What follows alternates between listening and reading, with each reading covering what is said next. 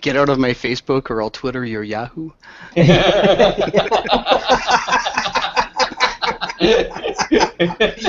There's your show Okay, opener. I'll enter your There's Instagram. the show opener right there. Get out of my Facebook or I'll Twitter your Yahoo. Good evening, everyone. Welcome to Attainable Advocacy. We are screwing around like usual pre-show, and I hit the button 2 seconds too soon. Hopefully everybody's doing good tonight. Looks like we got a decent amount of folks already in the chat. Good evening. As always, if you have questions as we're going along, feel free to ask them. We'll keep an eye on chat as best we can.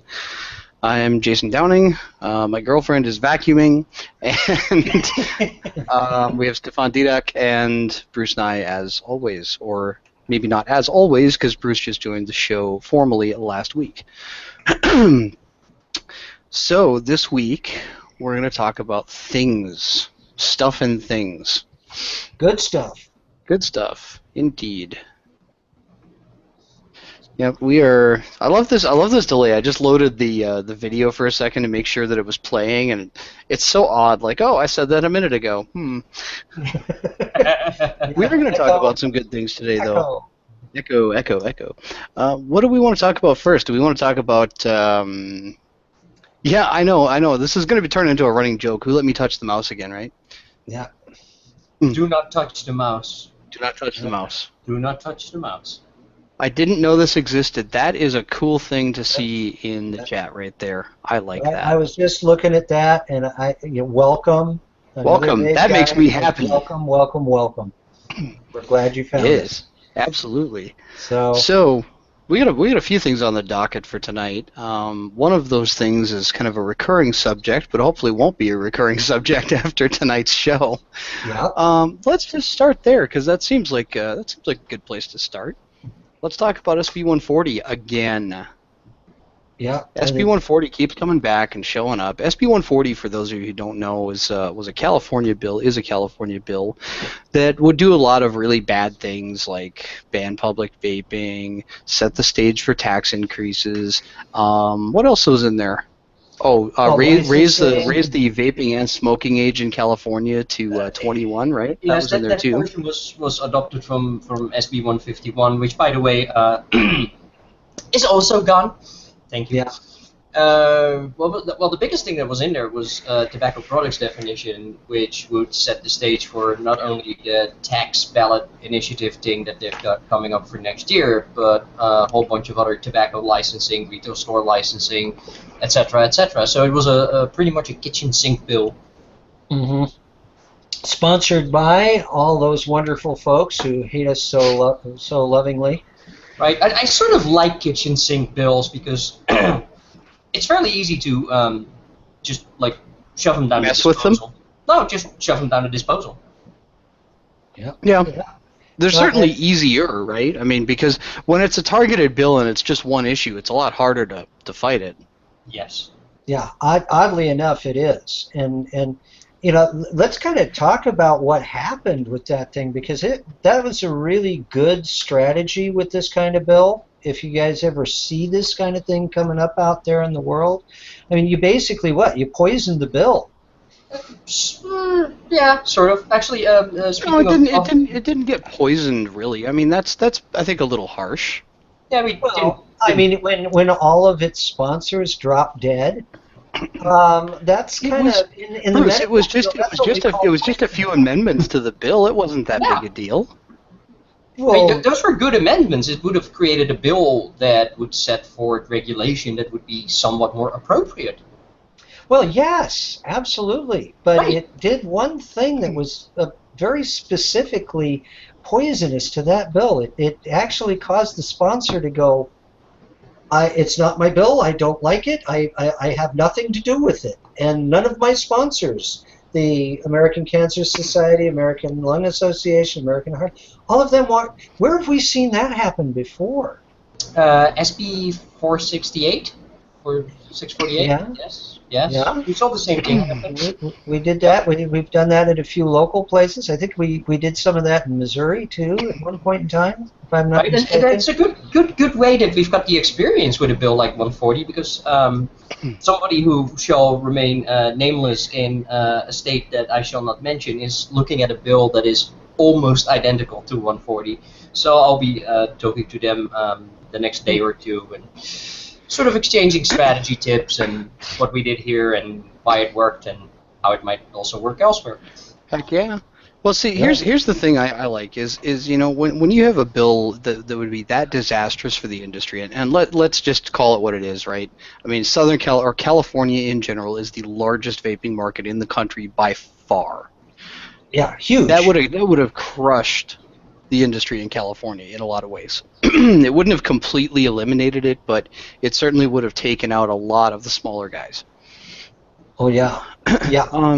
And when you get a bill amended to a point that its chief author says this isn't my bill anymore, that's pretty much the best possible. I mean, Mark Leno pulled the bill basically.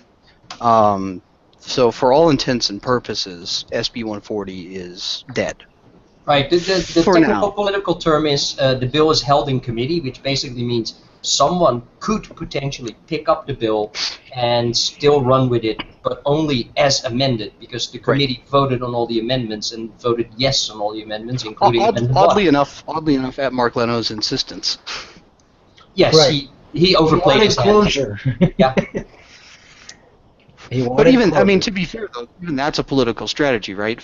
That was Mark Leno making sure that there was an on-the-record vote for all the committee members to use later on in bargaining.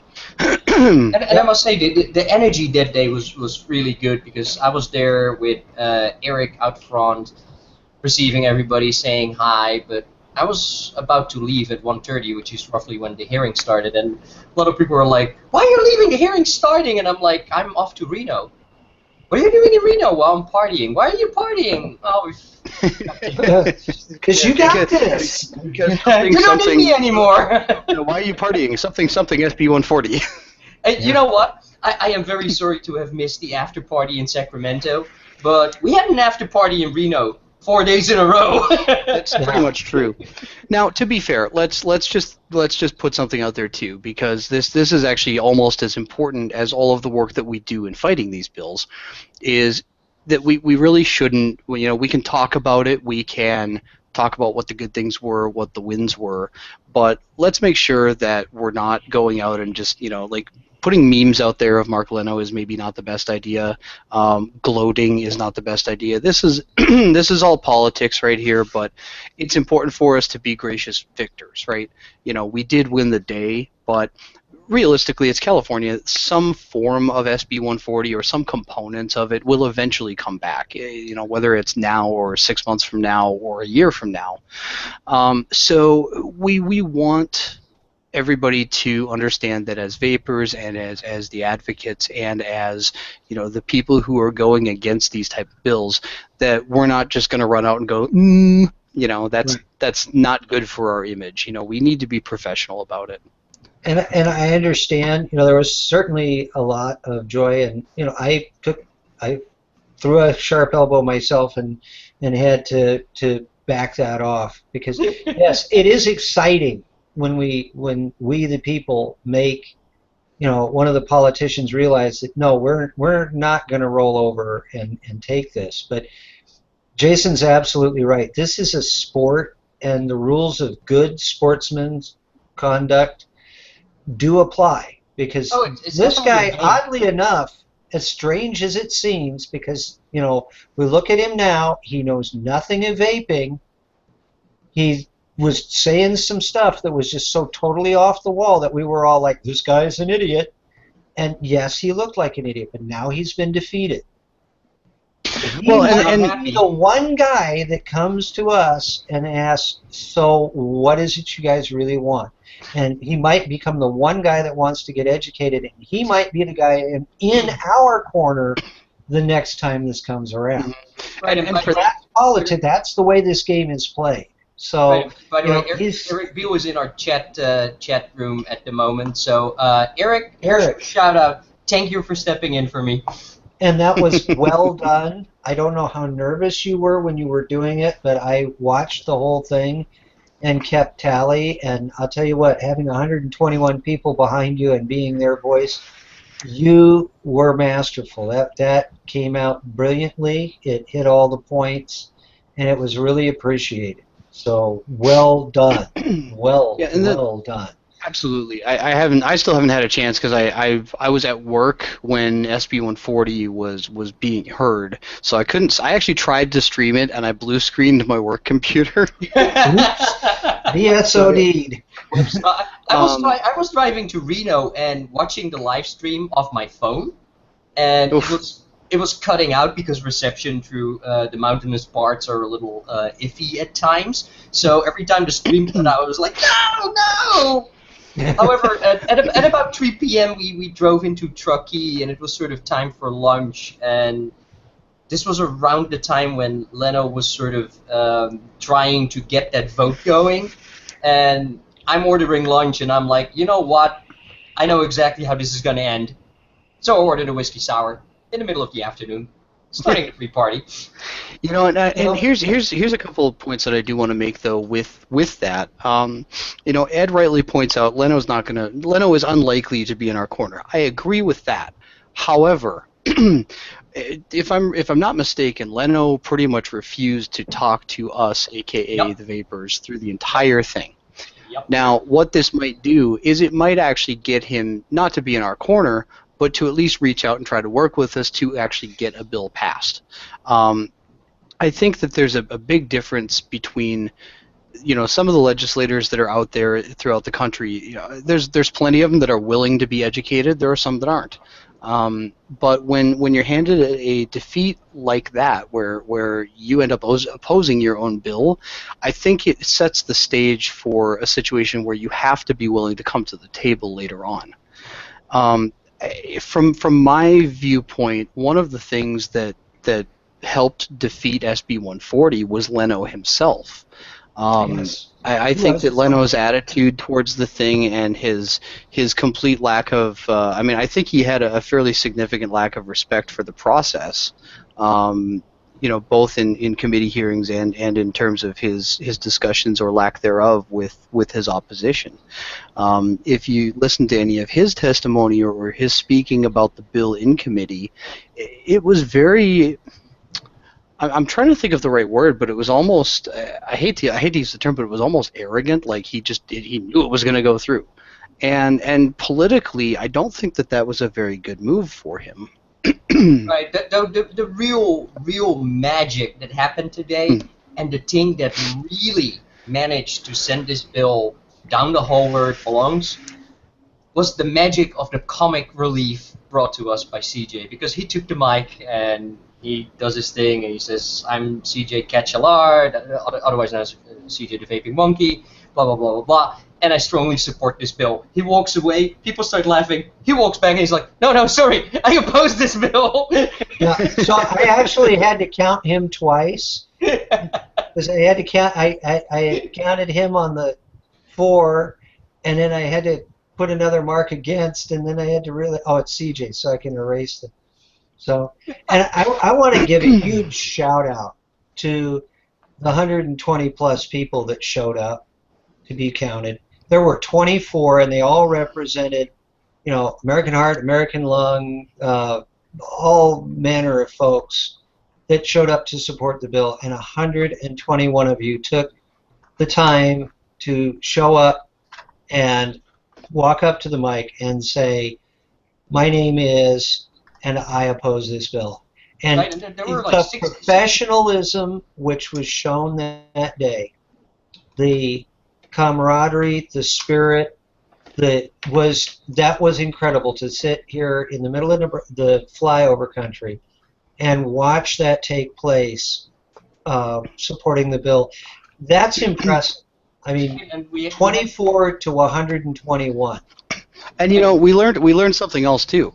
We learned that if you want to have some sort of gathering or protest at the Sacramento Capitol, you're supposed to get a permit. Apparently, Yeah. if you're doing signs, you're supposed to have a permit. Strange, because the past several hearings we were there and people had signs, they never said anything. Right. Except Well, last week, apparently we needed a permit. Where do you get a permit? At the permit office. Can I get a permit now? Well, yeah, well.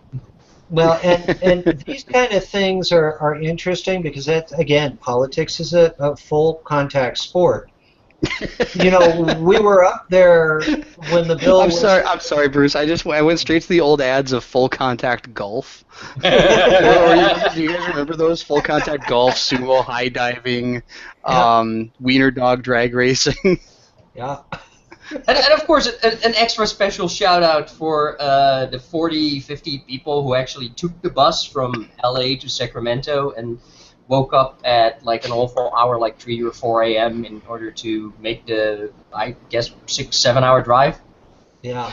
You know the other thing that I thought was very interesting about the aftermath of SB140 was actually the LA Times, because the LA Times was the only one who got it right. The LA Times specifically said that SB140 was strongly opposed by the e-cigarette industry. Yep. Yeah. There was like no mention whatsoever of big tobacco in LA Times article. Some There other places might have been a PR firm that had editorial board meetings, but I wouldn't know Well, hey, anything about that. I'm just saying. I mean, you look at SAC-B, for example, where SAC-B's coverage says, I believe the headline was something along the lines of, SB SB140 defeated after it was gutted. Yep. Mm-hmm. They said the same thing with Corbett's 648 last year, and the SAC-B has never been on our side, has never been neutral, and there might or might not have been meetings with SAC-B over this, which again I would not know anything about, and they've already made up their mind, and they're not going to change. Yeah, they've made their stand, and that's not unusual. I mean, SAC-B has been like that since long. I've been a student of California politics, even though I live in Nebraska, because I live in California for so long, and that's the Willie Brown. If any of you are long-term Californians, you remember Willie Brown, who was the speaker there. Pretty much, he ran the town. Yep. And SAC-B has always been loyal to Willie and his boys. And very loyal to UCSF and Glantz. And absolutely loyal to the UCSF system. Whatever comes out of there, those kids, pardon my French, shit gold. Yep. And in more ways than one, because they make a lot of money running a lot of the stories based on the press releases from the UC system. So, that gets a lot of eyeballs to a newspaper, make money. Yep. And hint, hint, if you want to get something published in the paper, think about the paper. Don't just think about your message. Think about how you can make this message, make the paper get eyeballs, because newsprint media is tough. And if you can get their eyeballs, if you can get their readership up, you got something. Yep. So it's unfortunate that SAC-B is a little too political, but it's something to think about if you're thinking about writing an op-ed or something like that. If you're going to make it so that the paper can make some money off of it because they've got a big ad for Victoria's Secret sitting next to it, that's a good thing.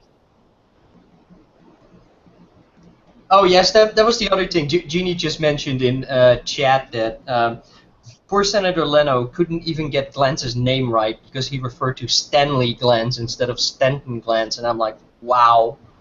Yeah, I mean Stan, but Stanley. Yes, Stanley. Who is this Stanley Glantz? We know Stanton Glantz, but we know of no Stanley Glantz. Maybe we can just throw out a Stanley Goodspeed, The Rock. Because I mean, in a certain, I mean, you could make a good argument that Glantz has a very slight resemblance to Sean Connery. Yeah, if you were probably 3 sheets to the wind and had real good beer goggles, maybe. Yeah, I could see it. See, there you go, close enough, right? Close enough, close enough for government. Don't forget the gallon of single malt. Yeah, Well, come on, we didn't go You through know. that much in Reno. Yeah, but Stefan is from Europe, where they drive trucks, tanker trucks full of single malt down the roads. I can't remember much of our first victory party that night. I remember sort of falling over at some point, though.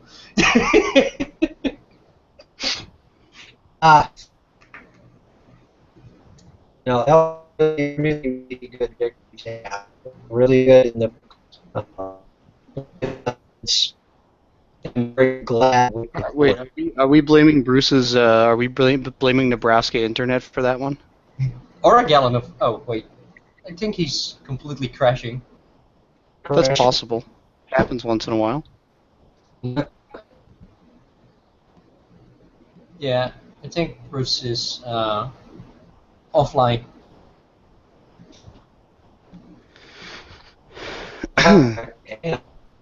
It's trying. His internet's really, really trying. It's giving it the best effort. So Welcome to what else? live internet, people. Yup. So the clearing the air publication somebody mentions in chat. Mm-hmm. Oh, let's let. I guess I can let Bruce back in. He hasn't been that bad yet. I'm not gonna lock him out.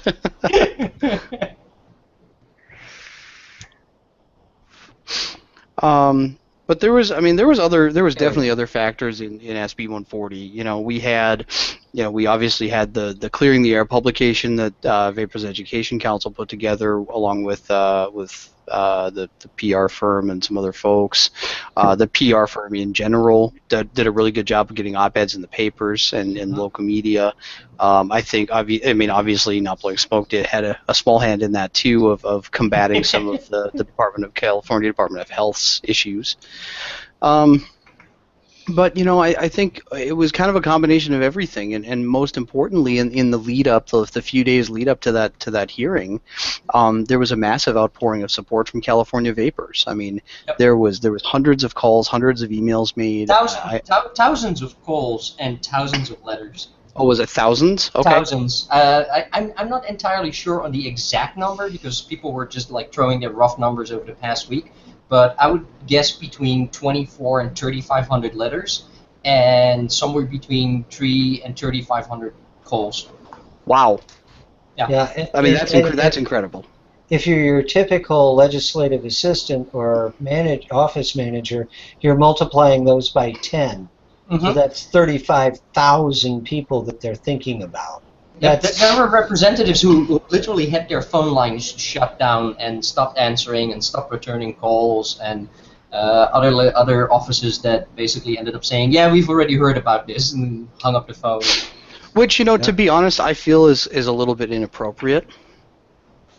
Yeah, it is. Of course, we're paying them to take those calls.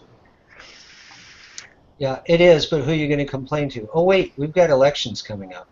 Yep. Yes, we do. So, folks, take note. If they hung up on you, probably not the one you want to be putting the X next to on the ballot. Just a hint. Yep. Yep, But that is... the great thing with an election cycle is that if there's any legislators who pushed for anti-vaping bills, I think there's this fairly new organization on the block that is doing something with the old Vapers Voting Guide, where we're going to sort of make suggestions that these people should maybe be voted out of office. But that's something for next year. Yep. Yep. Who's friendly, who's not? And Well, I know who's not friendly. Yeah.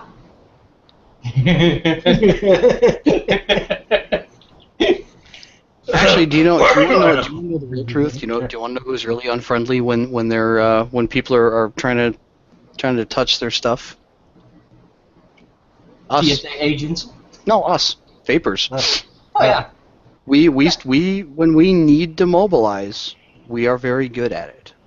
And when the cards are down or when the chips are down and when it really counts, we tend to do it. We tend to do what we need to do. Yes, and welcome to that's vaping, where everything happens, but it always happens at the last minute. but you know what? Yeah. The fact that there were legislators in California who literally stopped taking calls, that there were legislators where the assistants' voicemail boxes were completely full. The fact that they got to a point of saying, "Yep, we already know. Yep, we already know." That is a huge accomplishment, and I think that everybody in California that participated in this is something that you guys need to remember, that was just as much you as it was any of the lobbying efforts, as Mm-hmm. any of the testimony. I mean, let's be frank. Testimony in hearings is about 5 or 10% of the actual debate. What the testimony does, is it sets up the lobbyists to do their job properly, among other things. I mean, it's political theater, right? That's what the Mm-hmm. testimony is. Yeah. Yeah, it's a It's bit of theater, absolute theater. you're very unlikely to actually make changes. Hang on a second. Did you lift your right arm up there, Stefan? Oh, well, they finally arrived, but they arrived a little late. But I had to try one out, right? Yeah, let's Yeah. see it. Okay, here we go. Let me see if my camera can actually catch that. Uh-huh. Temporary I thought tattoos. Yep, we'll be having temporary tattoos for everybody at ECC next month. Sweet. Sweet. That's pretty funny. That's pretty funny. So 2 weeks from now, we're all coming on show with on our foreheads. You know what? You know what? Okay, here's an open invitation for anybody at ECC. You let us put one on your forehead, you get a free T-shirt. There you go. There you go. You Can't know get it what? at a cheaper price. I'm gonna touch on chat for a second here, because Jim just said something that's absolutely correct. We can't rely on success at the last minute. Nope. We can't rely on it. Now, if that's how it happens, then so be it. You know, that's how it's going to work sometimes. But we definitely should mobilize, as you know, when we see these calls to action. I hate to say it, but you know, we have to. You know, I'm preaching to the choir, and I'm repeating things that we've all said in the past at some point. But we need to take action on them as soon as possible.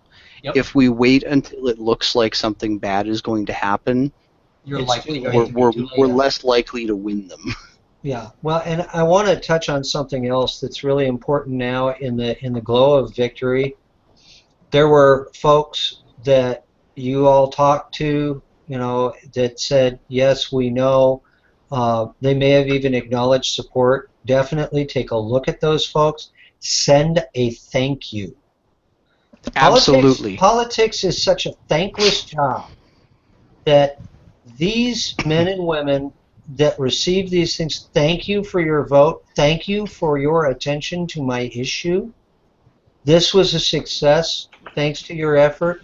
Or you can see your effort. I appreciate your effort to help make this a success. That one thing makes them listen to you more. The next time you pick up the phone, they're going to remember you were the guy that was following this all the way through. You didn't just, when the show was over, leave your seat and exit the theater. You went back and you said, nice show. Thank you. And it's another one of those things, along with doing all the calls to action. When you got something that works out, get behind those people that help make it happen in the political arena. Let them know you appreciated it, because they're the ones that will be more willing to line up the next time, and they might be the vote that gets the stupid amendments out before they even become a problem. Yeah, I want to echo that in a big way, because I can tell you that in sending emails from Minnesota Vapers Advocacy during our legislative session, the only responses that I got from any legislator during the actual session were from the folks who had autoresponders set. I would like to point out, for anybody who's listening in Minnesota or watching the show in Minnesota, you know, and I try to be I'm fairly, you know, center. I'm slightly left, slightly center, but every single DFLer that I sent a message to had an autoresponder. None of the Republicans did. And to me personally, I would rather get no response than an automated response. With that said, after the session was over, I sent probably a dozen individual thank you emails. Now, I know a whole bunch of people throughout the industry in Minnesota, so I was able to tailor a few of those emails to the specific rep. One of the folks that I sent an email to was some of you guys know Benny Muhammad or Benny McWilliams Muhammad. Some of you don't. If you know him, you know that the guy, he's number one, he's one of the nicest guys in the industry. One of the nicest guys I've ever met personally. Just to throw that out there. Benny's got one of the best shops in the Twin Cities, or in the metro. I'm sorry, not even the metro. He's in St. Cloud. I'm sorry. I'm still in Reno apparently. But Benny Still drunk. No. Benny busts his ass. This guy spends 4 or 5 days a week doing Chamber of Commerce stuff in addition to running his store. He shows up to every state legislative session there is that he can show up to, and he's got an hour and a half drive to do it. So I emailed Benny's rep because she was one of the folks who helped us out behind the scenes, and I said, hey, I know Benny. He's in your district. He's one of the most responsible business owners I know. Great guy. And I got an email back like 20 minutes later from this person basically saying, yep, Benny's awesome. It's really nice to hear that once in a while we do something right. Exactly. Yeah. Do not underestimate, especially when you're writing to your state reps, never underestimate the power of just saying thank you. They will take notice of it, and they will be more inclined to listen later. Right, and one other thing to bring up is that during the letter writing and the calls in at least the few weeks prior, and especially in the last week prior, people kept bringing up, but what's my call going to do? What's my letter going to do? Well, it's not just your letter, it's not just your call, it's all the calls and all the letters combined. Yeah, but they still don't make the difference. Well, here's where they make the difference. If we're in there with legislators and we're saying that we've got this massive amount of support, both in the communities as well as from industry, if we keep saying that and they don't see it, we look like liars. So those letters and those calls are extremely important. And personally, I would have loved to see even more people there than showed up. But when you have a 5-to-1 opposition, it's real hard to ignore. Mm-hmm. Yeah. Well, and it wasn't so much, I remember the first hearing we had when, the previous agenda item to ours was the vaccine. And they had almost a whole hour of people going in opposition to that vaccine bill. And you could just see the faces of the guys on the committee, like, make it freaking stop. At that point, they didn't care anymore. There's an old adage that was attributed to Mark Twain that, the preacher is talking and he's giving you the good story and you're got the bill out to put in the collection plate, and he keeps talking and he keeps talking and he keeps talking, and eventually you're just so tired of it you put the bill back in your pocket. What happened at this hearing for us was the right amount. There was just enough to make the point and not too much to overwhelm them. So, I'd like to have the room full of people, but just the right number. Do a tally. When you've got a bill moving through, there's a thing called the count, and the legislative director keeps the count for each legislator. It may be the office manager, depending on where you are, but somebody in the office keeps the count.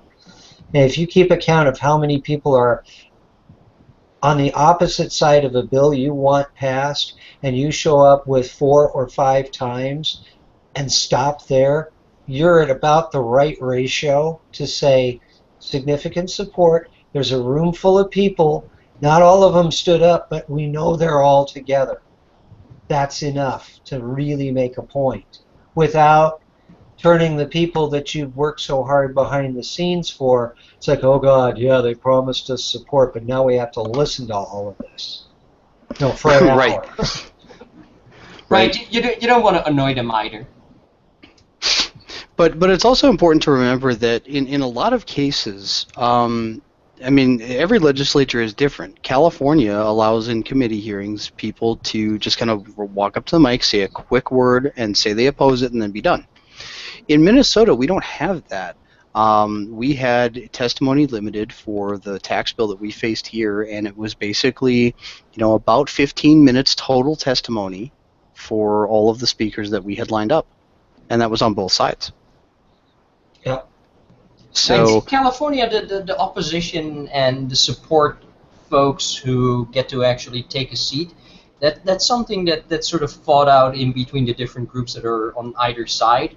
So it sort of depends on who has the best arguments and who has the best lobbyists and who actually gets those seats to do the full testimony in a few minutes. There's something weird about California because if you don't have a quorum at a committee and the committee members not there are not taking a vote because they're not there, a bill will be placed on call for the rest of the day, and they can still seek out the legislators in the hallways and get their vote that way. Right. Which is very, very annoying because you will not have an outcome of a hearing and a vote because, well, the vote collection process will just continue for the remainder of the day. It's something typical to California and really caught us by surprise the first time because I called out that AB 1500 was dead, and then half an hour later got a call saying, "What do you mean dead? They're still collecting votes." whoops.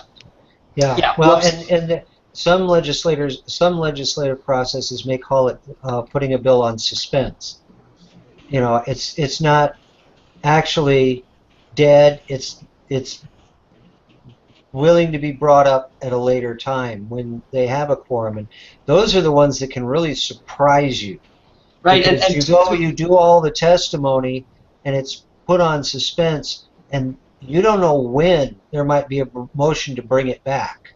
Right, and so there's in California, no preparation. They've already heard all the testimony, and then there comes the vote 3-4 weeks later, or a month or 2 months later. All of a sudden, somebody moves it off the suspense to the agenda, and bang, it shows up, and the vote's taken, and you're like, what?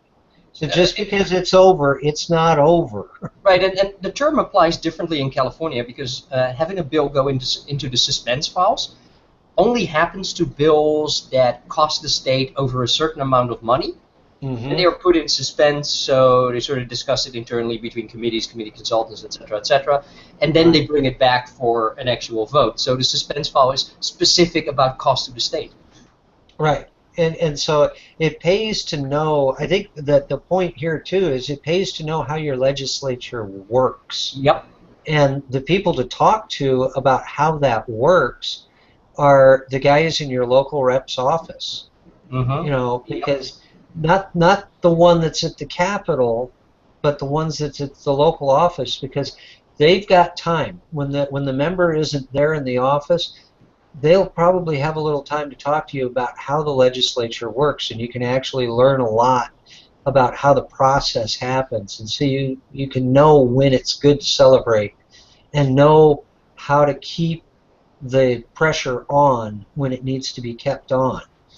Right, it's a lot to learn. I mean, I wouldn't recommend it for people who are pressed for time because it's taken me over a year and a half to understand how California works, and I still feel every day that I'm still learning more of the details. Which, by the way, goes to say, get yourself a SVADA chapter, get yourself a lobbyist, and let the professionals handle it. Right. It's helpful to understand that. It's definitely helpful to have a lobbyist that's familiar with your legislatures, at the state level. I mean, that's why we have, SVADA has lobbyists and all at the federal level, because that's what they're doing federally. But the state level, it's entirely different. And there are 50 different legislatures. Take Nebraska. We're the, quote, one state with a nonpartisan unicameral. There's no House and Senate. I got a message the other day for a cry for help from Guam. they're having an SB151 clone bill introduced that basically sets the vaping age and the smoking age to 21 instead of 18. I'm like, Guam. Now, there's a place you normally never hear anything about. Right. Guam, Puerto Rico, all of these territorial possessions of the United States have representatives. Most people don't know they have representatives non-voting in the House of Representatives. So, we've got our wonderful reps that do vote, and then we have these guys that are hanging out. They're influenced by the same lobbyists that influence all of the states. And this is something, we pay attention to what the WHO has been doing. Part of what they've been pushing for is to try to change the narrative to raise the smoking age. And there's another little twist in there for those that aren't familiar with how they're trying to do this.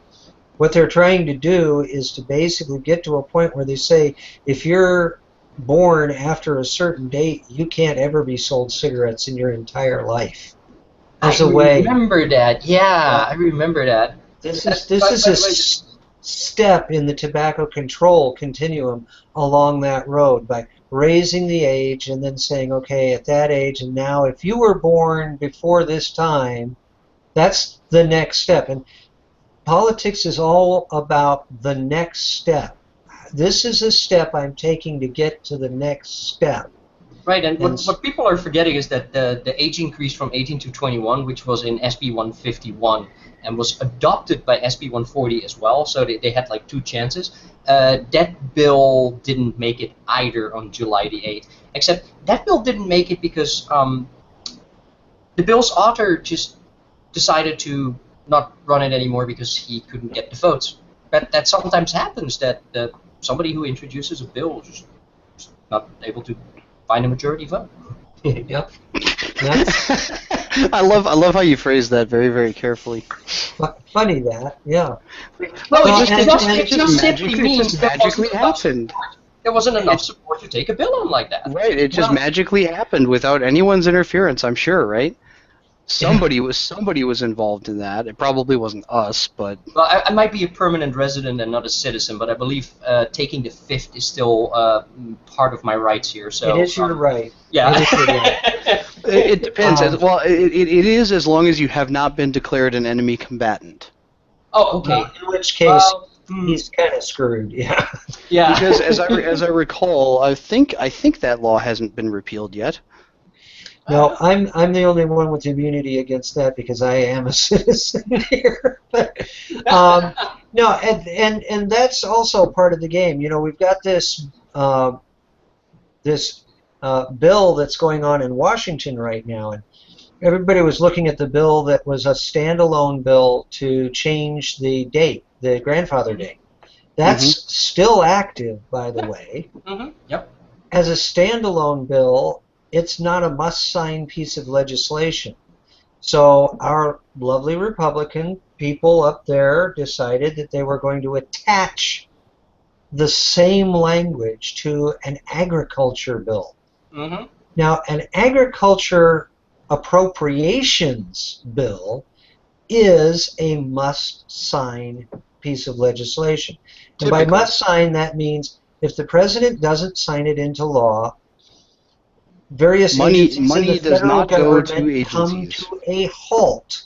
Yep. People don't get paid. And so it's very, very difficult for the president to not sign that. It's only happened a few times in the last 20 years that we've had legislation like that. The last one was a couple of years ago when we shut down the government. Well, and for that matter, it makes it very, very difficult for Democrats, who typically are the ones who vote in favor of ag subsidies and a good number of other things along that line. It makes it very hard for them to vote against it. Right. Exactly. Speaking of federal bills, you'll be hearing more about this in possibly the remainder of the week. But a new federal bill has been introduced that seeks a complete and total ban on online sales for vapor products. It's being introduced by reps in Connecticut, I believe. Connecticut. Yeah. Yeah. Yeah, I haven't had a chance to grab hold of that one. Jim's asking, where does the federal bill stand right now? We have 20 co-sponsors on that bill right now. Mm-hmm. So that's amazing. That's 20 people that have committed to that bill. So it's moving through. It's moving. I'm not fully optimistic yet. Yeah, the standalone bill is looking good. The agriculture bill is still, it passed a tremendous hurdle because there was an amendment to basically strike the language from the bill that was brought forth by the Democrats, and that was defeated in committee. Mm-hmm. So that attachment, that amendment to the agriculture bill is still alive. So The online sales ban bill worries me somewhat, but I'm sure there's going to be a lot of lobbying efforts on that on multiple sides. yeah, and not the least of which are our old friends over at RAI. Yep. Exactly. Because we fight this interesting battle here because they can be our friends and they can be our enemies, and one has to understand that the landscape is such. If you look at Bonnie Herzog's breakdown, the vapor tank systems are the bulk. They're well over 50% of the vapor market. Yep. But a significant portion of it is the cigalikes and the single use. The cigalikes and the single use, I think it's a ratio of 1 to 1.5. 1.5 of these versus 1 of those. Those are mostly sold in convenience stores. And so we have a huge lobby by the convenience stores that want to keep those going. And we have, of course, the big tobacco companies that want to keep those going because that's their channel. They're already well invested in that channel. And then you've got us. And this is all independent small business. There's no supermarket of vapor yet. Although some people say Mad Vapes might qualify, it's not quite.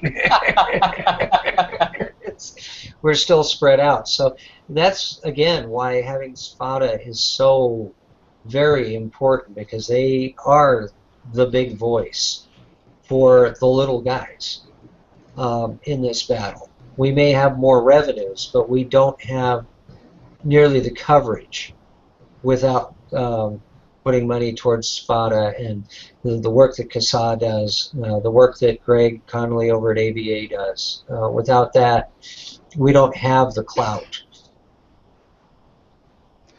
Yeah, and that's what's kind of weird is I would say that we are probably one of the very few industries in general where almost all parties somewhat work together.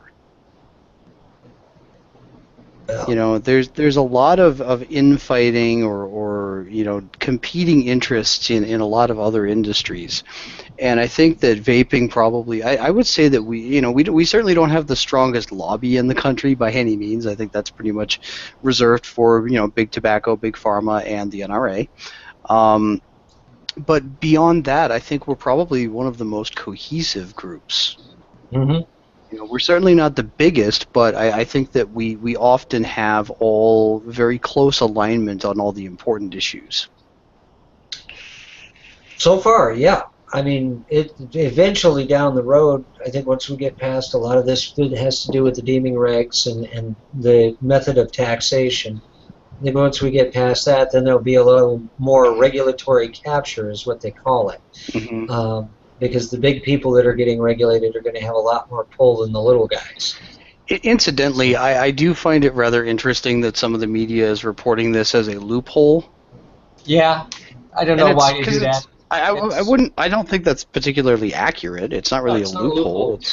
No, and that's, again, we need. Well, it's only a loophole if you consider electronic cigarettes to be equal to combustible tobacco cigarettes. Then you would get the impression that we're talking about a loophole. So this shows the way these people think, or the way these people are encouraged to think by, say, other interests. Right. Yeah. Right. Well, And that segues to the message. You know, we have to practice some message control on this stuff. And you know what happened, all the signs and all the statements that were given in California about we are not big tobacco, vaping is not smoking, all of that matters. And being able to control that message. There was a billboard that was posted up that had, you know, one of the memes out there that said, you know, what's in e-cigarettes, or e-cigarettes contain what? And it goes under this wonderful list of very poorly spelled ingredients. Isoprene, I don't know that you could actually get isoprene in this stuff. But, you know, and somebody suggested that, you know, because the picture showed a billboard next to it, why don't we rent the next billboard and point an arrow to that thing and say, yeah, about as much as you'd get from grilling a steak and putting barbecue sauce on it. You know, controlling the message, hitting those kind of things, making what's happening look like what it is, which is a bogus attempt to gain money, to gain prestige, to gain power, not to actually engage public health. Right. And to do it in a humorous way that people are going to go, yeah. The best thing about doing it with a bit of humor is that the pictures of two billboards next to each other like that would go all over the internet and way outside of Acquire because everybody likes funny pictures. Right. I want to touch on chat just a second here because Press Play Vape says something that is absolutely true and something that I've said before and I want to say it again. It helps that our organizations, that vapors, are more driven by our passion for vaping than we are by money. Yep. I am very strongly of the belief that every dollar we spend on lobby, on attending hearings, on anything that we do in the political arena is worth at minimum $10 of anybody else's. Yep. Because if you look at testimony from a lot of the groups like ALA or some of the legislators that are out there, or you know, pharma interests or Glance even, there is that underlying sense that they only sort of believe what they're saying. Mm-hmm. And I think that it's a very strong message that gets sent when you have somebody talking about how horrible and evil vaping is, and then you have somebody else who's just an average person gets up at the microphone and says, you know what, I smoked for 20 years and this helped me quit. That's a very powerful message. And it's one that is becoming harder to ignore because there are more of us now. Yes. And extending that message to the actual harm reduction to our families, our friends, our colleagues. We've made some tremendous inroads in getting that. We're starting to see people actually listen to that. Yep.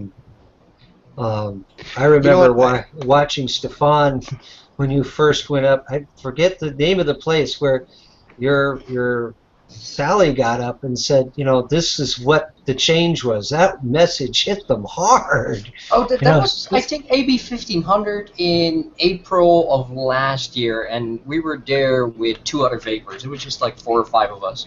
That was it. Yeah, I was jumping up and down watching that video going, this guy gets it.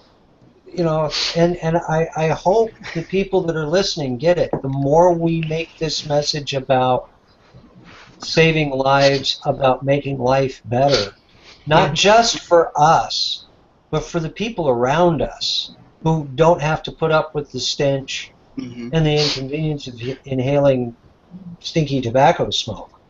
Right. Well, you know, regardless of whether you believe secondhand smoke is harmful or not, which it's very dubious, it does stink. It does pose a problem for people. And we don't pose that problem. let's talk about Vapercon West for a minute, because this ties in really nicely. Towards the end of the event, John Denver, who I don't know if I think he is not able to watch live tonight. No, he asked about the replays earlier today. Yeah, John Denver was kind enough to call us out and pull us all up on stage at the end of Vapercon West, much to our surprise, because we didn't know he was going to do that. And so I got thrown on the mic, but I said something very much like what Bruce just said. I challenged everybody at Vapercon West, and I'm going to issue that same challenge to everybody watching this show. I want you to talk to your friends. I want you to talk to that friend of yours that still smokes and hasn't discovered vaping yet. I want you to talk to your family about vaping and why it's a good thing for you.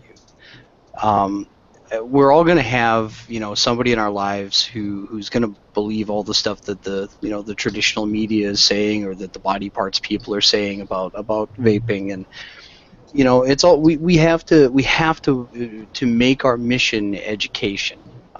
We have to get that word out there and get the truth in front of people, as opposed to letting special interests like there are so many of in this country.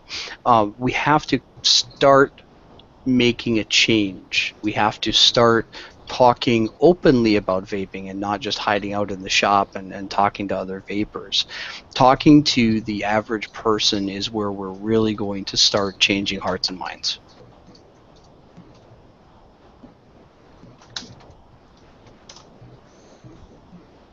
I was waiting for Bruce to jump in. Oh, he was typing. Sorry. That's why. Bruce is typing.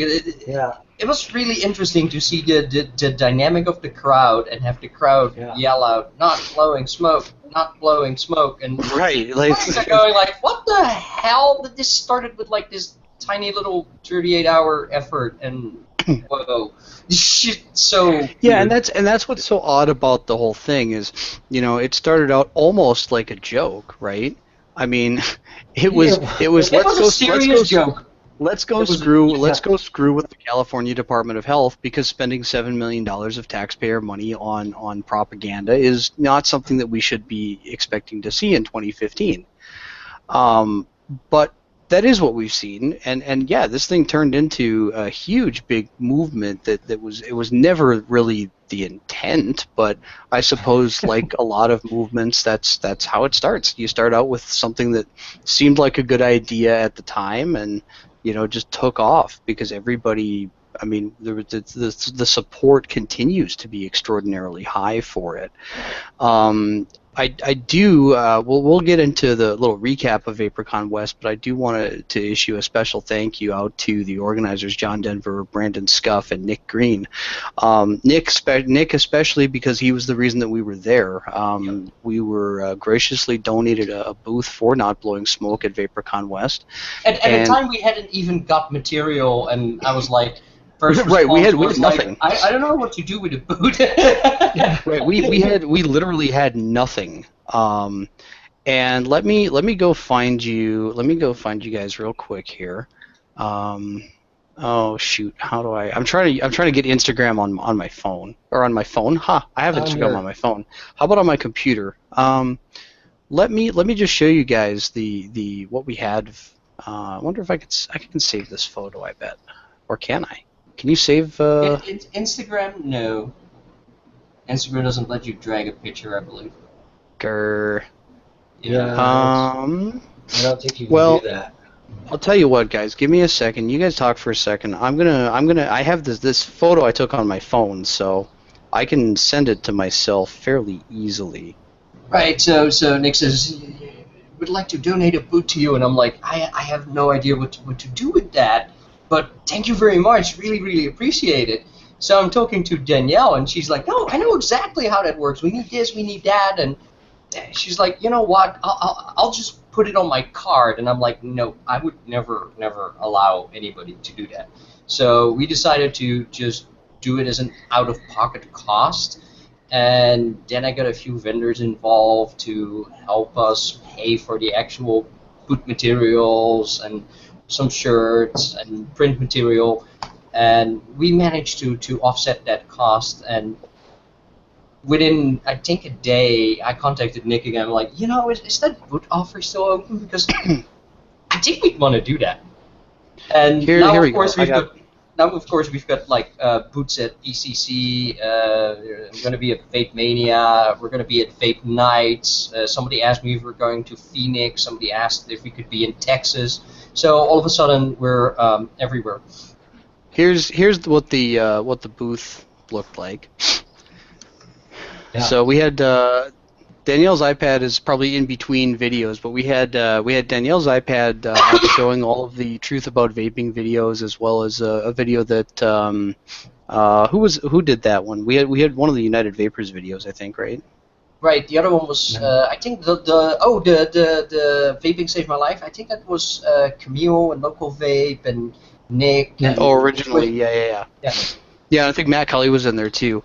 Yep. And so we had all these banners and the shirts and some print material done up in the space of just a couple of weeks.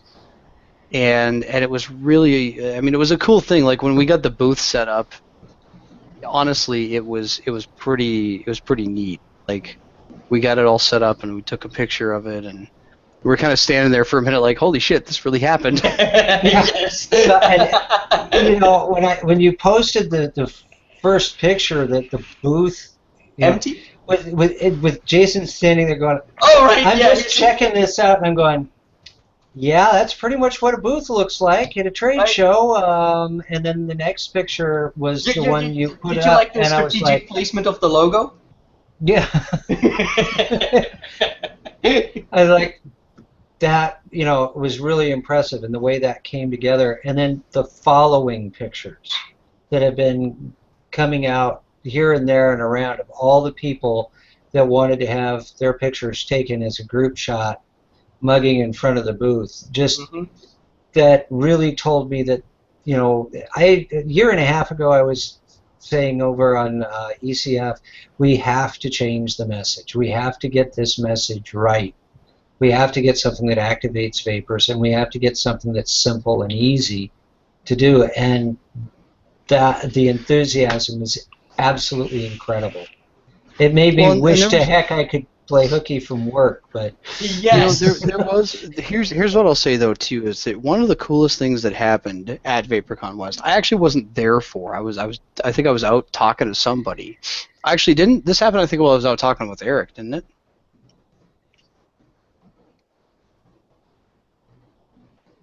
Stefan, this is your story. No, I was just dealing with a complaint. Press Play Vape says we owe him a bottle of juice, so I was just asking, is that the buckshot or the clutch ones? We'll figure that out. You know where to reach me. So we had at one point we had not one, not two, but an entire group of younger guys, legal. Yes, everybody got ID'd at the door, which was cool. I appreciated that. But we had a group of younger guys show up to the booth, right? Right. Yep. And the typical thing that a lot of people in advocacy would say about, oh, here's a group of cloud chasers, this and that. So your first impression is, oh, it's a group of cloud chasers. And they started asking questions, and they wanted more information, and they wanted to know more. So I spent some time talking to them about SB140 legislation, what's going on, and they got it. They were interested. They were asking the right questions. So we ended up having fun, high-fiving, and that was like totally the highlight of the show for me. Like a group of people who you would not ordinarily associate with advocacy topics, really getting into it, really being interested. So for that, a shout out to the Reckless Cloud Society, which you can find on Instagram under Reckless Cloud Society. Right. Shocking, right? Shocking. Hey, and that's the nicest thing, because even the quote cloud chasers, I think I was telling you before the show, we've got a group out here that we call a crew, and they are all the cloud chasers out here, and they are very interested. As this message has evolved, as our successes have evolved around the nation, they're asking questions, and so once again, don't discount, Mm-hmm. anybody in this game. Right. From the granny that just has the ego with the CE4 to the guy that's got the reckless mod Oh, and blowing clouds. We are all in this together, and we're really starting to right, come and you together know as a what? movement. The devices you use don't mean anything, because I ran into a very valued SPADA member here in NorCal who owns a liquid company and has been in business since like the early days in 2010. In fact, their company was the first company I ever bought liquid from. And the owner of the company, she was actually using an Ego with a CE4. Mm-hmm. That is something that is both a little surprising, but on the other hand, what works, works. Right. And the thing is, none of us are smoking. Right.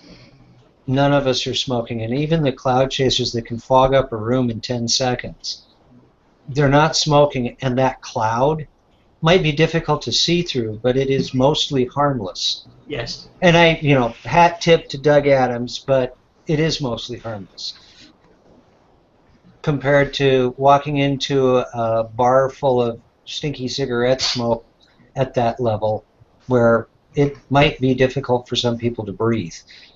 So that's huge. That's huge. And that's really what we're about is this is an alternative. This is a better way. Mm-hmm.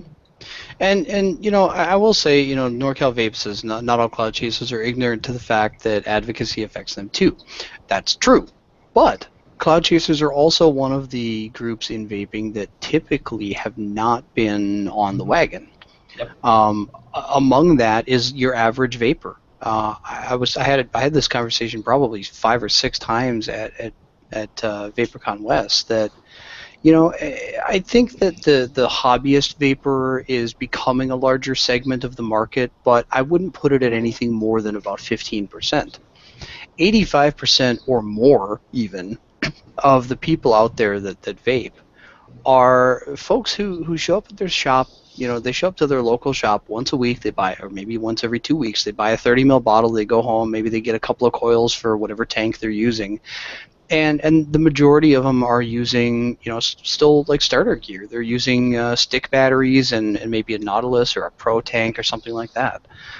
Those are the folks that's kind of the next evolution of getting community involvement. Educating the public is definitely something that is needed, but if we can tap into the average vapor in terms of getting them active and motivated to help keep the thing that's helping them not smoke be available, that's really a big thing in my mind is getting into that group. Yeah, exactly. I had an opportunity the other day. I had a patient that came in and laid one of those ice sticks with a it was a Nautilus tank on the top of it. Not the top end rig, not the bottom end, but very simple rig. And it's like, that opened up the conversation, and it was able to reach out and say, you realize, that this stuff is going to change. And it's like, well, how can I help? And so I pointed him to CASA, and I pointed him to the not blowing smoke site, and I said, this is what we're doing. This is how you can help. This is where you can get involved.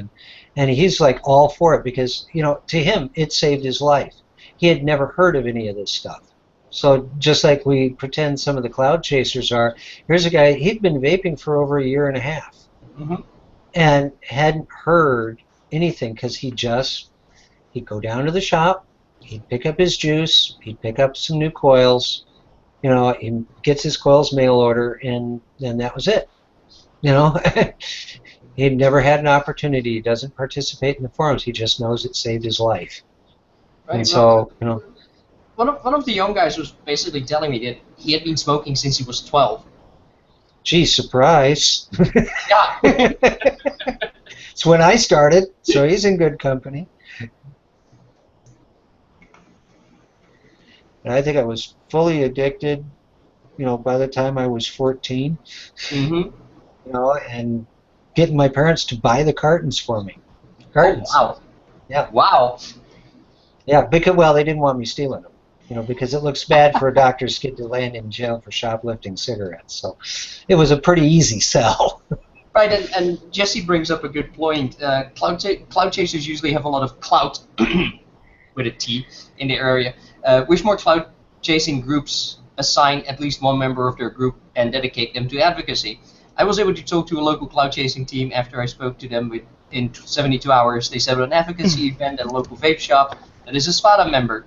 They did advocacy for the first couple of hours and then proceeded to do advocacy and inform the public what was going on in the industry. See, that's what we need a whole lot more of. And right now, we have a wave going that we need to accelerate and increase. And one of the things that I'll say about cloud chasers in their defense is that the majority of them are not ignorant of these issues. The majority of them actually know quite a bit about what's going on and what vaping is and the science and whatever else. Because you're talking about a lot of folks who like to push the envelope with kind of making Ohm's law sort of a more of a guideline. I just got some breaking news here pop in on my screen.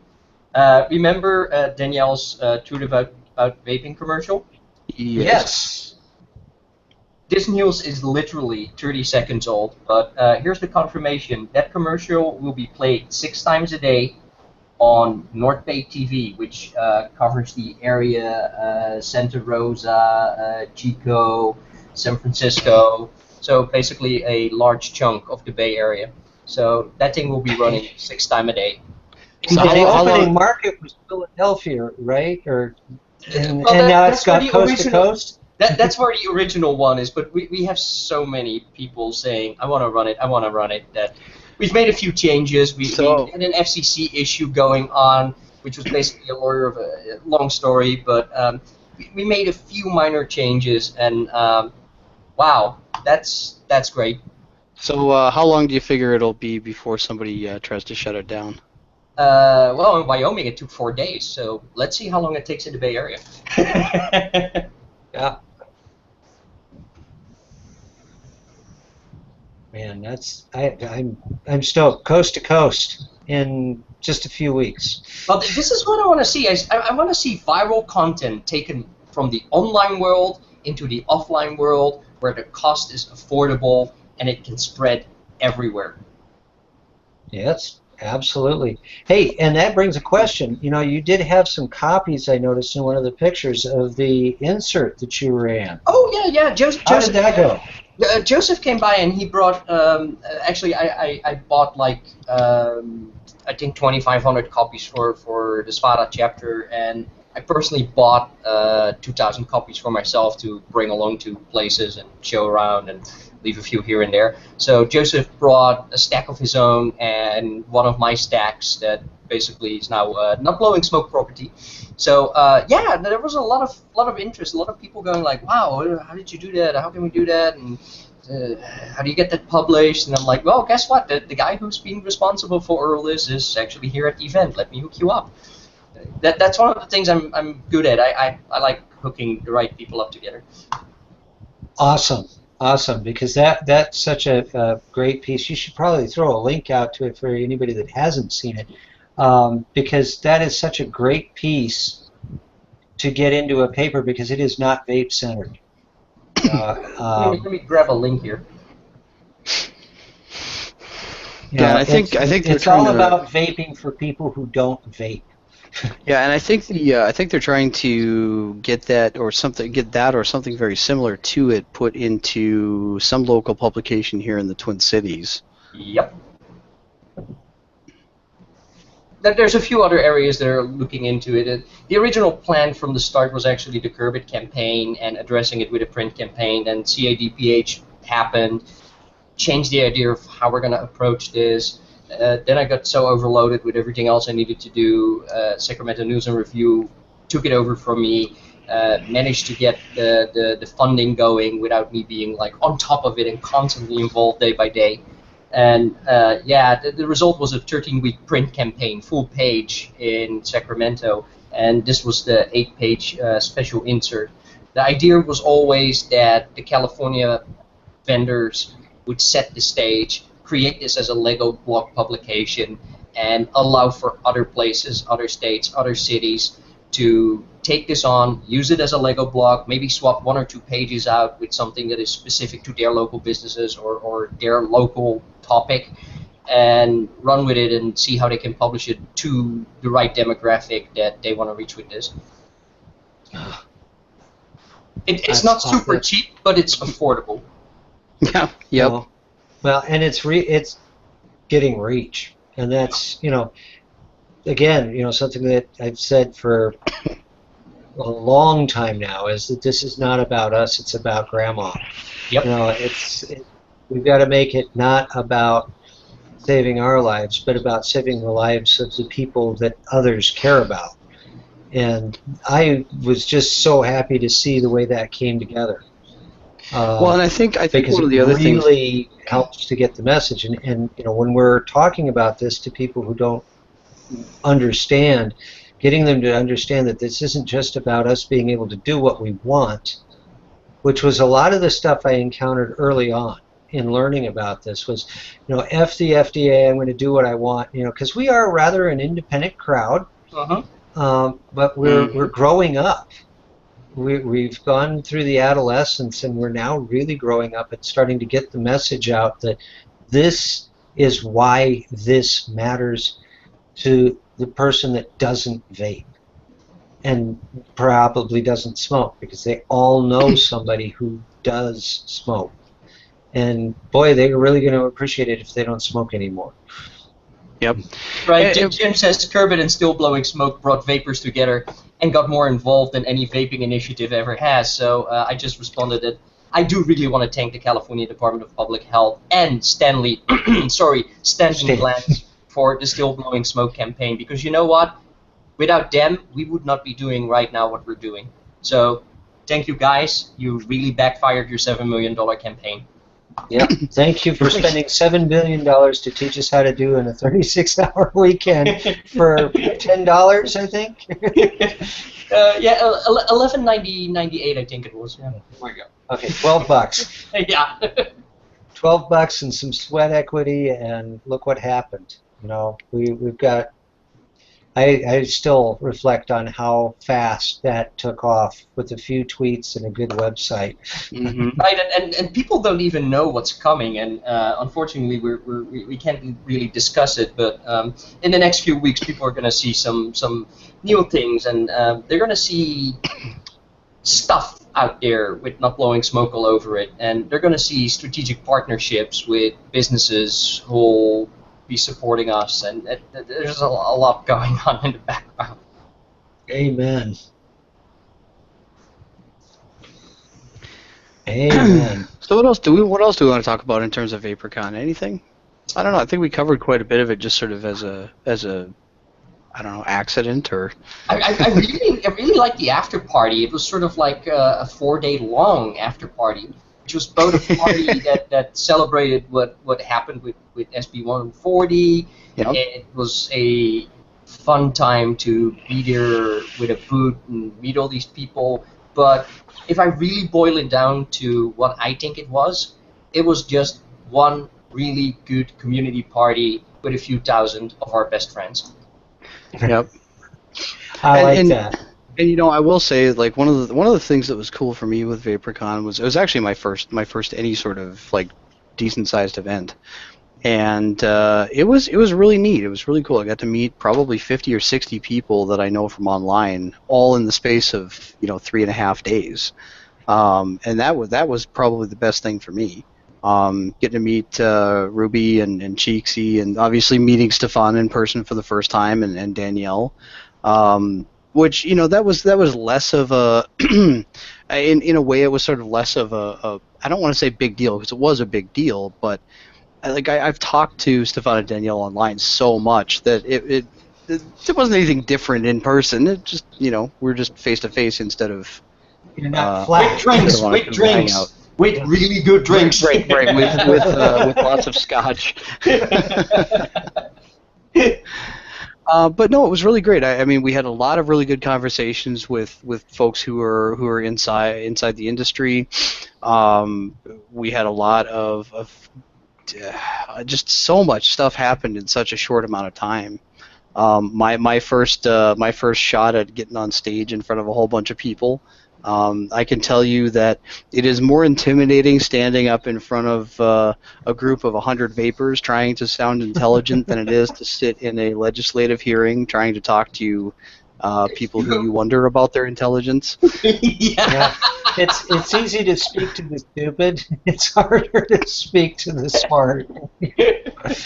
It was also really interesting to when we did that on stage bit where we had people yelling out NBS, NBS, and we threw a whole bunch of T-shirts into the crowd. I can sort of understand the dynamic of throwing stuff into a crowd.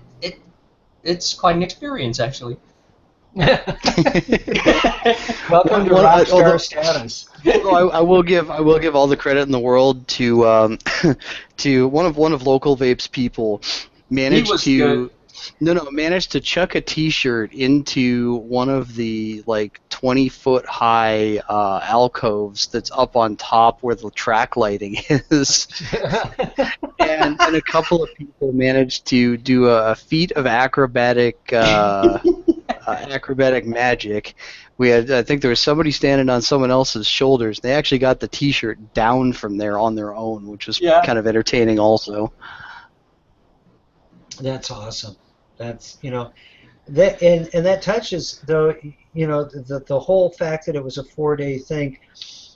The big meets were a lot about vendors and a lot about getting new devices out, and it's just heartening to hear that you guys had a lot of time to converse about advocacy with these folks in the after parties and what have you. I mean, that's really, from where we were a year and a half ago to where we are today, it's really taken shape, and that makes me feel, and should make everybody feel, very optimistic about our chances. I think what I'm seeing is an acceleration that has, I would say, the past 5-6 months. We've seen an acceleration towards that, so we might actually be catching up. Yep, and given that I remember. The folks over at the Vaping Militia looking at it like, oh my God, we're going to start another legislative year and we're going to get killed. And, Paul Blair over at ATR had us the map. And it just makes my heart warm to see how many of these initiatives haven't succeeded. Because of everybody that's out there that has pulled together, and most of that has been in the last 6 months. Yep.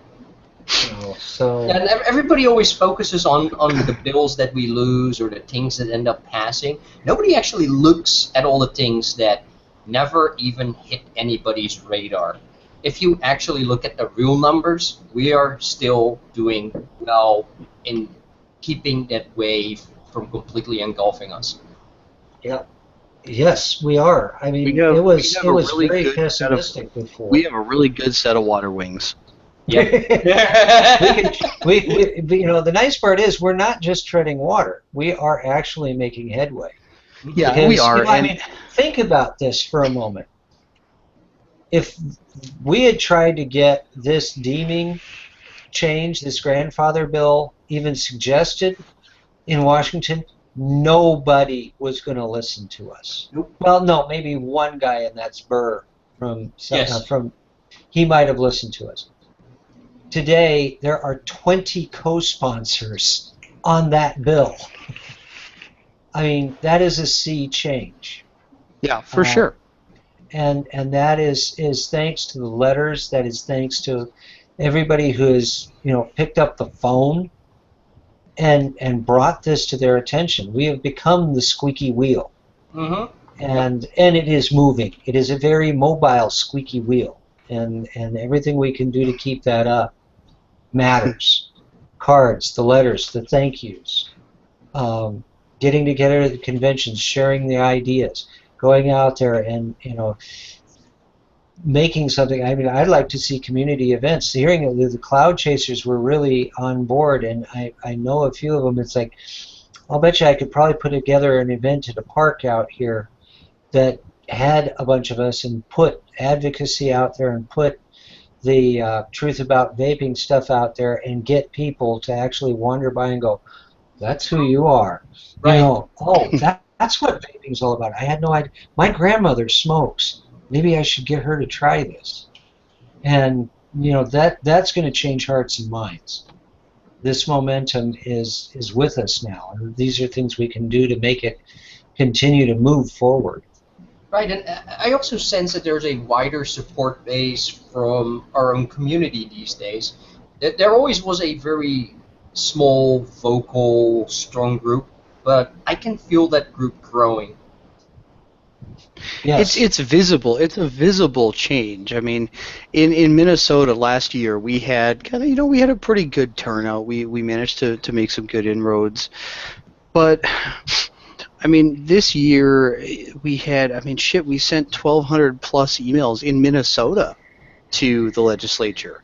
We had people starting threads in our local vape groups about, taking action and, hey, what's going on in this city that's trying to pass something. And it was done without any suggestion from the folks who are most active. So it's happening. It's probably still not happening quite as quickly as we would maybe like it to, but it is happening. And the public viewpoint, despite the new data that just came out last week, I feel as though there is slowly starting to shift public opinion. Right, and I must also add that 1,200 letters in Minnesota, those letters count at least for 7 letters in California, simply because in Minnesota, if you mail a letter, you have to go out in the cold and go through the snow. I mean, it's a lot more effort. Yeah. The 700, that's emails. I would love to say it was actual letters, but but we had phone calls too. I mean, we had 2 or 3 legislators say they got more contact about the vaping issue than on anything else. And I'm really proud of that. I mean, we did a really good job of fighting what we had proposed here. So on that note, let's talk about making that change. We've touched on it quite a bit throughout this show, I think. So are we going to shock people about the word advocacy? No, because we still have to figure that one out. We still have to figure out the exact way that we're going to. We all know, I think, at this point that advocacy is somewhat of a tainted word. Yep. And I think that I know that some of the folks who have expressed support or donated to Not Blowing Smoke, a lot of people have this opinion that one of the things that and let me be the first to tell you, we did this kind of by accident. Yes. But one of the things that really resonated about Not Blowing Smoke is that we've avoided using the word advocacy. And again, it's completely by accident. It's just the way that it worked out. But it's when I sit back and think about it, it's very true. We haven't in virtually any of our material used any kind of reference to advocacy. We say things like, do this but not this, or try this as a different strategy, or keep the discussion about this concept, but we don't very often talk about advocacy itself, aside from the irony of this, of course, being the name of this show. Yeah, that's it was weird because somebody mentioned to me, I know what the success is, and I'm like, well, right place, right time, a little luck, and it's like, no, it's because you don't use that tainted word, because people see that word and they go like, oh, that boring stuff again. And they're like, yeah, there's something there. That needs investigation. Well, and it's something that I ran into, in dealing in healthcare. It's really hard to tell somebody that you're a patient advocate. Nobody feels like they're an advocate. First of all, advocacy is defense. And one of the sea changes that I've been wanting to see and seeing us do is we're not playing defense anymore. We're not just responding to what they're doing. We're starting to take a more active role. We are more becoming champions of a smoke-free alternative than advocates for vaping. And it's interesting to see some of the people that are in this are becoming on fire for other things that matter in their lives. They're becoming champions for those issues too, because of what we've done to them, and seeing that these things are possible. You can promote something positive. So yeah, I know advocacy got a terrible rep. And Yep. it's one of those things that, because if you're advocating for something, you're always arguing against something else. Or at least that's the feeling that comes with it. But if you're a champion, that's just the words we use in healthcare. It's, you're a patient, you're a champion for your patients. And that engages the patient too. Yeah, that's my champion. They don't think of us as advocates. Exactly. And actually, that kind of ties into the phrase champion. That's something that I think is an important word, and it's part of changing the narrative, and it's part of changing the narratives more from the business side. For you guys that have state organizations, SFATA chapters, smoke-free associations, whatever it is, one of the things that your lobbyists should be doing for you as a strategy and as a long-term strategy is to create champions within your legislature. If you have one or two very strong allies, whether or not they're necessarily politically strong, but if you have two or three, ideally, strong allies, that is going to go further than not having anybody on your team. And one of the ways that you can do that is if your organization has become large enough, you open the door to political contributions. Yes. And if your organization is giving $1,000 or $2,000 or $3,000 to a candidate's campaign, especially as we come into an election year next year, that is something that is going to go a long way, because it's not a strictly pay-for-play scenario, but at the same time, it doesn't hurt. The worst case is that somebody gave more money and gets a little bit more precedence. But at the end of the day, the fact that you contributed to their fund is something that is going to be recognized. And as your lobbyists work with the legislators during session and outside of session, you have the opportunity to build those relationships. And if your lobbyist is good, they can get you into meetings that are going to be more meaningful with those legislators. So the sort of, not completely on the record, not completely off the record type meetings. These are definitely strategies that are used by other companies. Other industries. Industries. It's not anything that's completely crazy. And you will find that you have a little, if you can even get one solid champion for your cause, that is something that will help you in your legislative efforts. And that is part of changing the narrative, because if you have a legislator who's out on the floor talking about why vaping is beneficial, that's going to help change public opinion too. If they're willing to go on the record publicly about supporting vaping, that is when you will start to see some amount of change, or an additional amount of change is what I should say. Absolutely. And for the individual vapor who might not be able to get into the Chamber of Commerce and get the ear of that legislator or potential legislator to create a champion, we also have an ability to do that. We do have an election cycle coming up. And if there's one thing I've seen, we're very mobile people, and we are very vocal people. And Pamela Gordman brought this up a long time ago, and it's been on my mind that if we want to make friends, we gotta have some sort of a reason, some sort of a give and take. And vapors walking a district for a candidate that is willing to listen to them to hand out flyers, get you time with that candidate to talk about those issues, and gets their respect. They're going to listen to you. They're going to, these guys supported me when I was still walking the neighborhoods trying to get enough votes and trying to get enough supports to stay on the ballot. Right. That's going to matter huge. Yeah, I mean, volunteering, especially in the upcoming election cycle, volunteering for a candidate who's in your district is going to go a long way. Or it certainly could. It certainly can go a long way. They see that we're not just, that we're about caring about people. If you look at a candidate that's got some issues that are beyond vaping, they support us, but they may have other issues that matter to people, and you are willing to support that.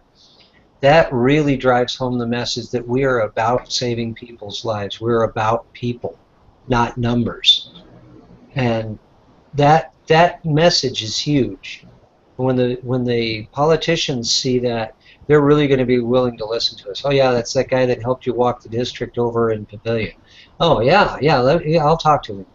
That's huge. When you're an individual vapor, it's even bigger when your business depends on it.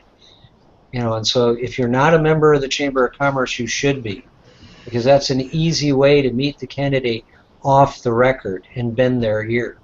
It's an easy way to meet the legislators, because they all have these lunches where they want the business support. And if you're a business in there, you're a business they support.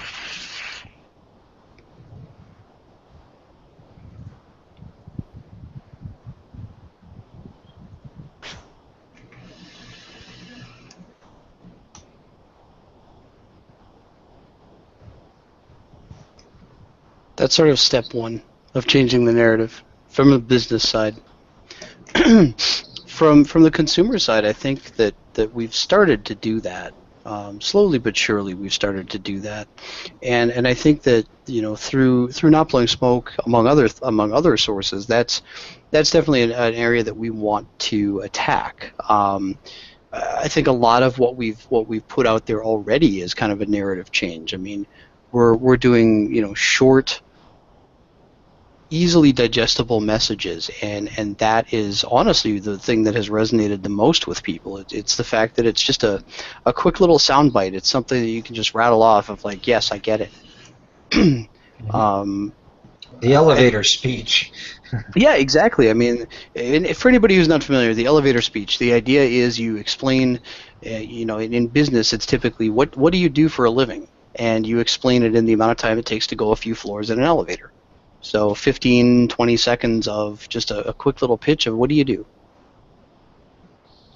Exactly. And if you think about it, each one of the people here has a definition of vaping and what it did. We don't have time in that elevator between floors to go through the whole long spiel. It's like, so we condense it down. This is a far less toxic means of dealing with the habit and the nicotine that I used to inhale by smoking. It doesn't harm the people around me. Bang, the door opens and the guy walks out of the elevator. That's what he heard. And it's the last thing he heard was not harming the people around me.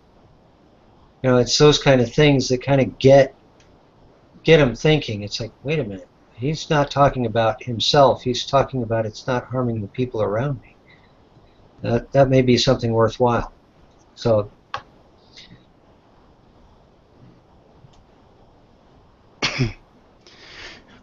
and there's certainly other ways to do this too. I think that this subject is maybe was a little bit changing the narrative. It was maybe an aggressive goal for squeaking in tonight as well. So I think that maybe we should talk about that some more, on the next show, because I think it is important, and I think it's something that we have the ability to do. We just need to. The message is changing, but we need to help continue to drive that change by doing it in the right way. there's not necessarily one right way to be an advocate or to do the things that we do, but there are a lot of wrong ways to do it. And just to throw the sort of obvious example out there, one of the wrong ways to go about it is heckling a hearing.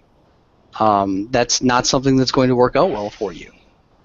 That's not going to work out well for everybody else who's there either. Right. And I don't want to focus on the wrong ways, because most of the wrong ways are common sense issues. Yes. But I do want to focus on the right ways to do it. And I think that's where, when we all kind of take those steps and for lack of a better term, lead by example, I think that there's a good balance to be found there with, getting our point across while also being fairly stern about it. Like we are willing to compromise, but only to a point. And I think that compromise needs to hang on, we really need to hang our hats on the fact that this technology is something that is improving lives, and that it is not about that the industry is big tobacco, and we are starting to make that distinction very well heard. And I think that's where I want to leave it for tonight. That's a good place to leave it. That is definitely a good place to leave it, because the positive examples that are out there, we've all, and let's face it, those of us who've been around for a while, we've all grown up, because we've tried a lot of different tactics that haven't worked. Mm-hmm. They've created a lot of rancor, not just amongst ourselves, but mostly, the people we've, quote, argued with, that we haven't been able to convince because we didn't understand the power of our message. We kept attacking the statistics, we kept attacking the crappy research, and yeah, it is crappy research.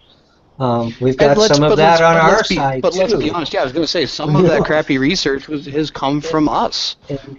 And so, we've lost focus a little bit, or not so much lost, but we've been so wrapped up in the trees, we've forgotten to see the forest. Yep. And the forest is that this is a technology that has completely disrupted the game. And a game that is very dear to the folks in tobacco control, which is to reduce and, in some ways eliminate the harm that comes from smoking. It's to reduce the annoyance for the people that never smoked and never vaped that they got when people lit up a cigarette in a restaurant. We are about reducing all of that. We are the way to make that go away faster, and we have the evidence that backs that up. And we have the evidence that says this is not a risk to those around us. Yes, we're still growing. No, long-term studies don't exist, but if you kill it before we've had a chance to have that happen, then you're stuck with the alternative, which is 15 to 20% of the population smoking, 480,000 people dying every year from smoking-related illness. And if we make that the message, we win. That's how we've been winning. Yep. So with that said, I want to do one little final shout out, because I forgot to do it earlier. One of the other cool things that happened with Vapercon West was that the organizers put out a call shortly before the event and said, "Hey, we're looking for some donations of starter kits." Oh, and yes. The reason they wanted starter kits was because the event's held in a casino in Nevada, where you can smoke in a lot of places in that hotel. You can smoke on probably 90% of the casino floor, in any of the bars. I believe you can smoke in the club, not the restaurants, which I'm okay with that. But you can smoke and vape just about anywhere. And the goal for them was to get some starter kits together and give them to smokers and help them quit. Well, one of the folks, and we gave him a few T-shirts as well, was front and center towards the end of the show when we were pulled up on stage. And he says, I quit smoking yesterday. And he didn't get one of those starter kits. He did actually go and he bought like a full mod setup, probably spent $100 on it. Got himself a really nice little setup. But the fact that he was there and quit smoking, you know, that's his first step, and that's a really cool thing to see, especially at a vaping event, right? So the organizers got together and they pulled out a call for these starter kits, and Mountain Oak Vapor was nice enough to send them 20 starter kits. And I am very happy to say that all 20 of those starter kits were given out to smokers who were attending Vapercon West. Yes! Oh, that's awesome. To me, that is very cool. That is a very cool thing. And I want to personally thank, I've got no stake in it, but I personally want to thank Mountain Oak Vapor for doing that, because that was a really, really awesome thing to do. So, yes. With that said, I think that is it for us this evening. I know I'm up for a post-show hang-up tonight. I don't know about you gentlemen. Sure. I'm up. Probably do that. So we'll post a link up in the chat here in not too long. And we will talk to you guys. Discuss all the details we left out. Yay! Yeah, exactly. Yeah. We'll talk some more in a couple of weeks about changing the narrative, because I think that's an important thing for us to continue discussing. And I think that if we do it earlier in the show, we'll have some really good ideas from chat too, because I know you guys are always real up on this, and you definitely give us some really great things to talk about throughout the show, and I appreciate that too. You can follow me on, well, we actually, all three of us have our Twitter handles in our lower thirds, but you can follow me at Vapornaut, you can follow Bruce at ThaumaturgeRN, you can follow Stefan at his name, and you can also follow Not Blowing Smoke at that handle. You can subscribe to us on YouTube. You can like the Facebook page, and I don't know if everybody's aware or not, but we do have now a Not Blowing Smoke Facebook group set up for discussion and all of that fun stuff. It's what the cool kids are doing, so we figured we probably should do it. Yeah. And we've grown through 1,000 participants already. Yeah, and that's what I was going to say, is the growth of that group on its own has been outstanding. Since we haven't actually really promoted it heavily or no, and I'm trying to find it. How do we get to I want to look at the group info to figure out exactly when we created this. This was created about 3 weeks after March 22nd, roughly. Right, but it was only opened up in a big way in like May, right? So where we actively started adding people to it. So we got 1,000 people in here in about 2 months, which is a big deal to me. We're 3 shy of 1,100. Yeah, so the group is growing very quickly. We would love for you to hop in there. Traffic is not super busy right now, but I mean, as that group continues to grow, obviously it'll get more active, and the majority of the Not Blowing Smoke team is active in that group. I know Bruce, Stefan, and I certainly are. Danielle's in there too. Deanna comments in there and is also one of the admins. Camille's in there. I don't know. I haven't seen her post too much, but she's in there. So we got the whole crowd in, and we would love to have you hang out. So. Yeah. With that said, we'll wrap it up for tonight. I'll throw a Hangout link in the chat here in just a minute, and we can we'll have room for, with the 3 of us in here, it's only a 10-person Hangout, so we'll have room for 7 people to come in and chat. So if you want to, feel free to join in a couple of minutes when we've got the link in there, and otherwise, thank you, as always, for tuning into Attainable Advocacy. I'm Jason Downing, Stefan Didak, and that other guy, Bruce Nye. Thank you all. And we'll talk to you again 2 weeks, 9 p.m. on a Tuesday, Eastern Time. Thanks, everyone.